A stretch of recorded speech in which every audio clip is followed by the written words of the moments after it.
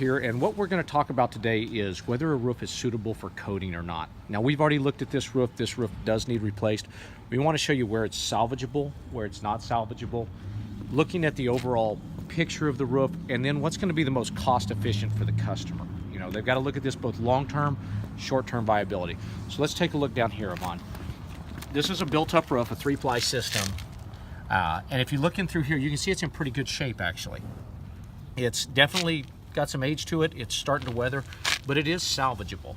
Now, something like this, because of a lot of the alligatoring and the fact that it's going to have to be a primary water barrier, silicone, if we're looking at something like this, would be the best solution for the customer. It's going to extend the life out probably somewhere in that 15 to 18 year range. But I also want to show you some other areas. Let's go back over here. You can see this roof has been repaired and worked on multiple times. And we get down into here, you see a lot more alligatoring along the way. You also see where this roof is really brittle. This asphalt has started to break away. I can show you in other areas where it's broken away with our feet. What it's telling us is this asphalt's lived past its useful life cycle. To get in here and fill this up with silicone, we're probably talking 3, maybe 4 gallons a square. And that becomes the cost feasible side of things. Is it starts to get really expensive to go in and do this where it's actually going to work and make sense for the customer. If you come over here and see some of this areas, you can see where the alligatoring's broken off, and you can see just lightly rubbing my foot against it how brittle everything is. So we have to get in here and solve that, and there's nothing to say this doesn't start breaking off once we get the coating replaced with it. So also some other considerations. You can see down here we've got some ponding water.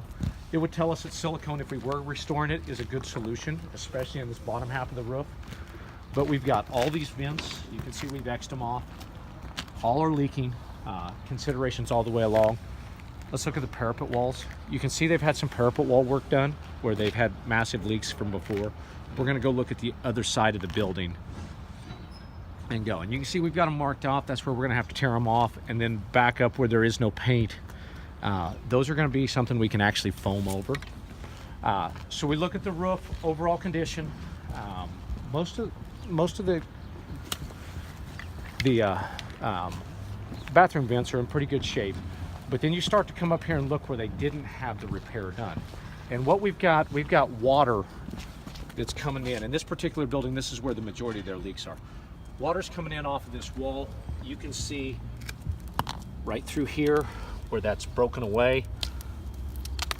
Here, and this is one of the areas that's a little better than the rest. You can see this is a problem all the way through. We've got water leaking behind this building all the way through. So if we were going to restore the roof, and this was in a condition we could restore it, we'd want to come in and run foam in an area something like this, where we get it above. We'd have to cut all this out, get it above the flashing, tie it into the existing roof. That's a doable thing if the field was in better shape. So you can see over here, the building has tons of leaks. There's moisture back in behind this whole thing.